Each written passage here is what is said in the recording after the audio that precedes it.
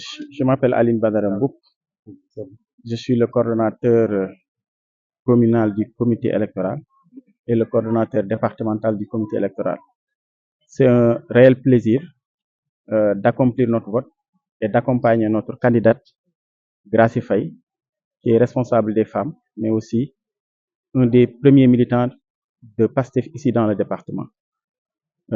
Nous avons suivi depuis ce matin que les citoyens viennent voter tranquillement et aussi nous voyons que certainement il y a une détermination à satisfaire cet acte civique.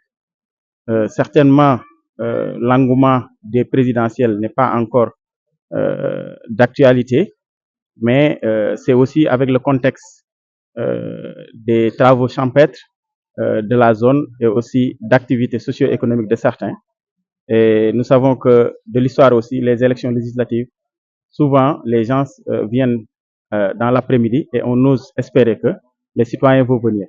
En tout cas, de notre côté, nous avons pris les dispositions d'accompagner les citoyens qui le veulent de venir accomplir leur devoir citoyen. On nous a également signalé quelques couacs de l'organisation avec les bulletins du président Ousmane Sonko mis à l'envers et cassant du coup sa photo. Nous avons joint nos responsables au niveau des comités électoraux, nos mandataires et nos représentants des bureaux de vote pour leur demander de remédier à cette situation. On nous signale également que lors du choix de ces 5 bulletins, certains présidents de bureaux de vote demandent aux gens de se précipiter ou de prendre les bulletins qui sont au début. Donc nous sensibilisons nos militants pour leur dire qu'ils ne doivent pas voter sous la pression. Il y a plus de 40 et quelques listes. Ils doivent identifier la 31e qui est la liste de PASTEF des Patriotes et également y joindre 4 autres et plus au besoin et de satisfaire leur vote.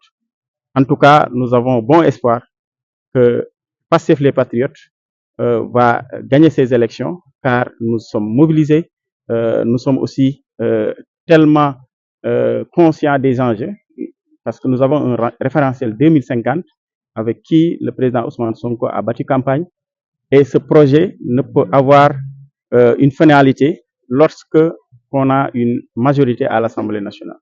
Ok, aujourd'hui, vous avez des candidats et candidates. Quel est le mot d'ordre une fois à l'Assemblée nationale? C'est de se battre, c'est de s'injurier, c'est de prendre des urnes, de fuir avec. On appelle la gendarmerie qui intervienne. Vous allez voter Sénégal ou vous allez voter PASTEF? C'est quoi le mot d'ordre? Nous allons nous remettre déjà sur le discours du président Ousmane Sonko lors de son interview sur Walfadjri, qu'il y a une responsabilité qui incombe au président Ousmane Sonko, parce que c'est de lui que les gens actuellement ont cette adhésion populaire. Mais il y va aussi de la responsabilité de tout un chacun, parce qu'un député également, c'est un représentant du peuple.